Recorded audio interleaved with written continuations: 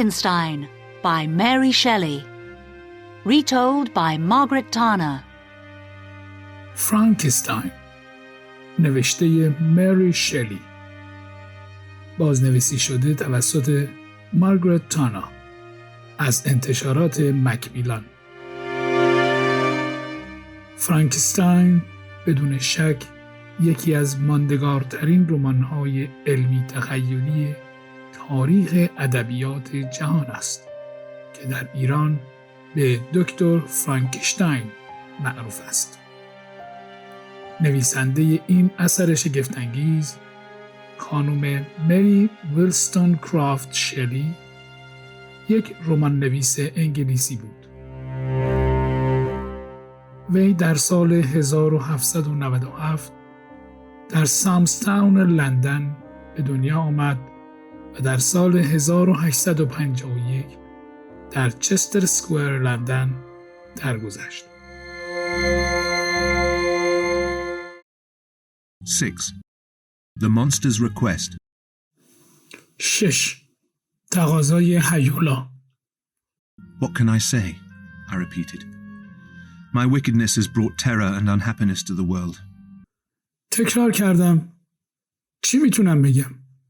شرارت من وحشت و ناراحتی رو برای جهان به ارغمغان آورده. I made you. Now I must find the strength to kill you. من تو رو ساختم. حالا باید قدرتی پیدا کنم که تو رو بکشم. The monster smiled. It was a terrible smile. هیولا لبخند زد. یه لبخند وحشتناک بود. You do not have the strength to kill me, he said. او گفت تو توانایی کشتن منو نداری. And I do not want to kill you. No, you must live. و نمیخوام تو رو بکشم. نه، تو باید زنده بمونی. You must do something for me. تو باید کارایی برای من انجام بدی. For you? Never, I cried. فریاد زدم. برای تو؟ هرگز. You must, the monster said. Listen to me. No man or woman will ever be my friend. هیولا گفت باید. به من گوش کن. هیچ مرد یا زنی هرگز دوست من نخواهد شد. You must create a friend for me. You must create a woman who can love me. تو باید برام دوستی خلق کنی. تو باید زنی بسازی که بتونه منو دوست داشته باشه. She must be ugly and terrible like me. او باید زشت و وحشتناک باشه مثل من. I will never make another monster, I said.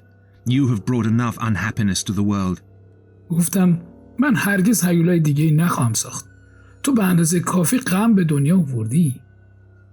I have brought unhappiness because I am unhappy, the monster replied. هیولا پاسخ داد. من غم رو آوردم چون من غمگینم. Now only you can help me. Only you can make my life happy. حالا فقط تو میتونی به من کمک کنی.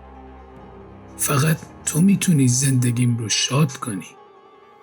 I thought for a moment. برای یه لحظه فکر کردم. If I do it, then you must go far away, I said. گفتم اگه انجامش بدم بعد تو باید از اینجا دور بشی. You and your woman must live far from towns and people. You must live in a lonely place where there are no other people. تو و زنت باید دور از شهرها و مردم زندگی کنید. شما باید تو یه جای پرتی که کسی دیگه وجود نداشته باشه زندگی کنید.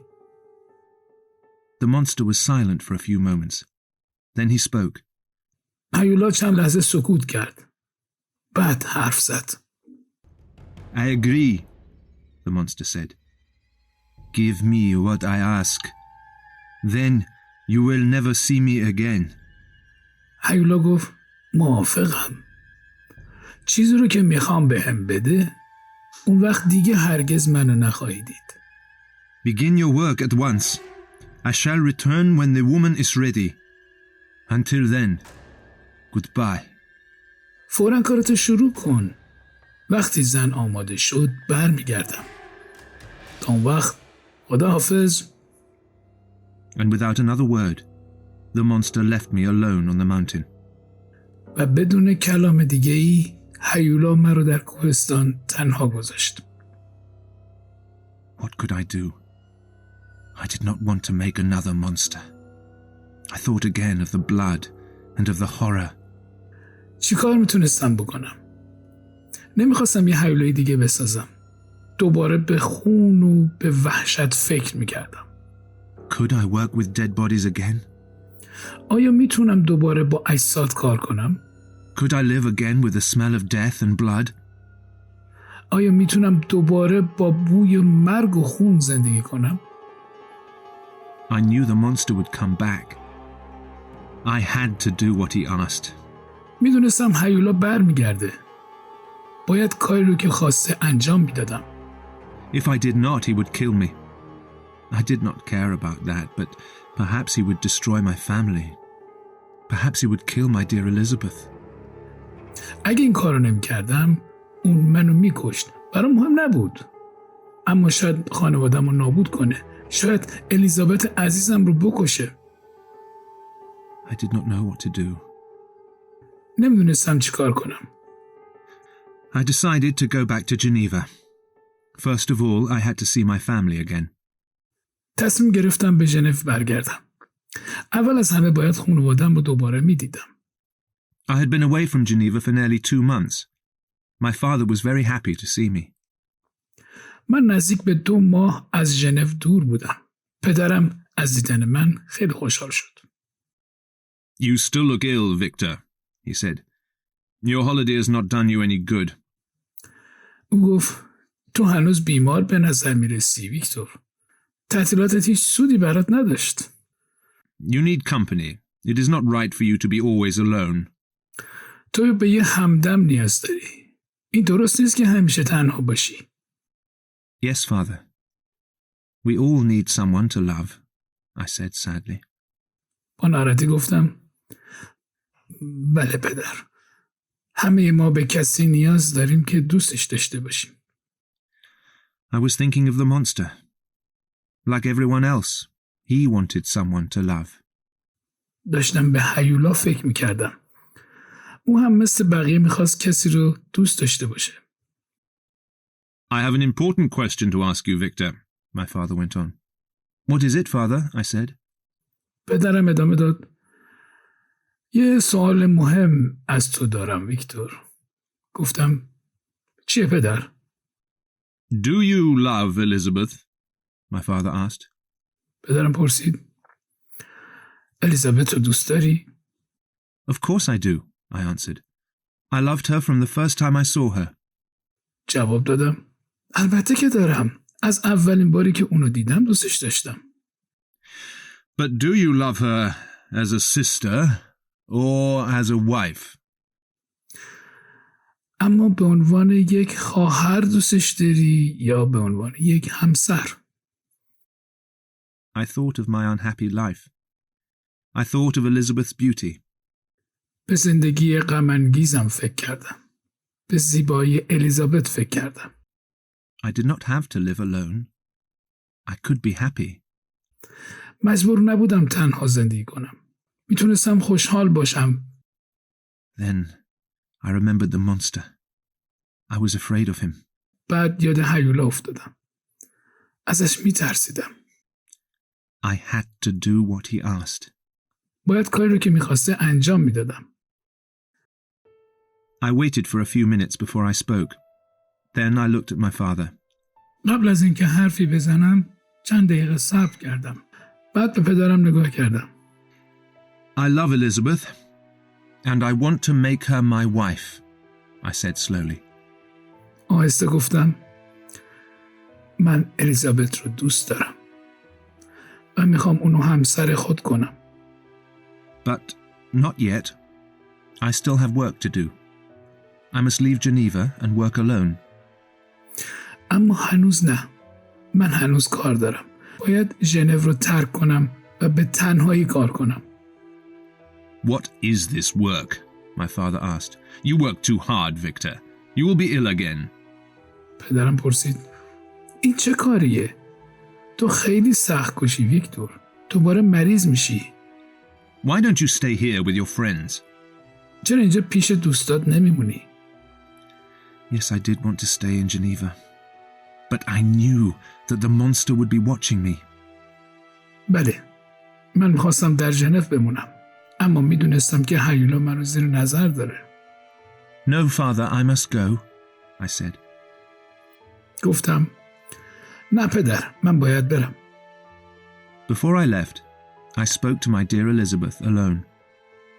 قبل از رفتنم تنها با الیزابت عزیزم صحبت کردم.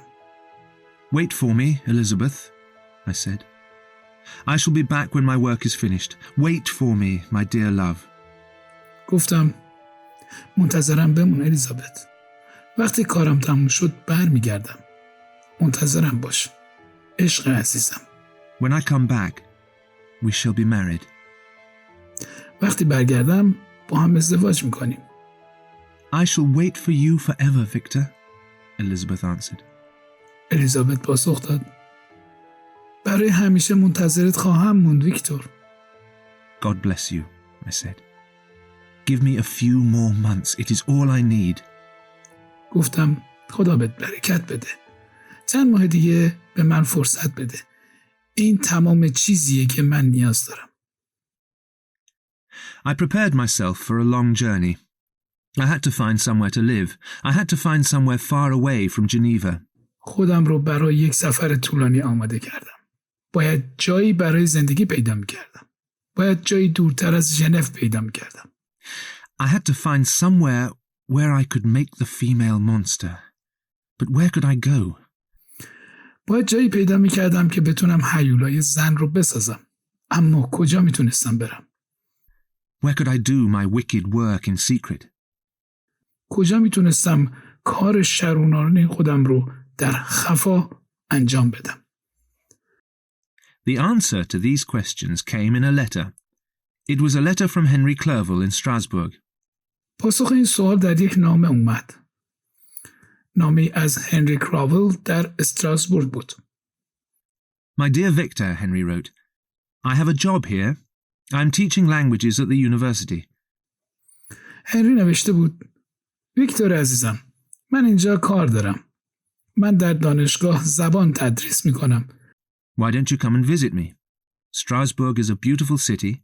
I have not seen you for a long time. چرا نمیای و منو ببینی؟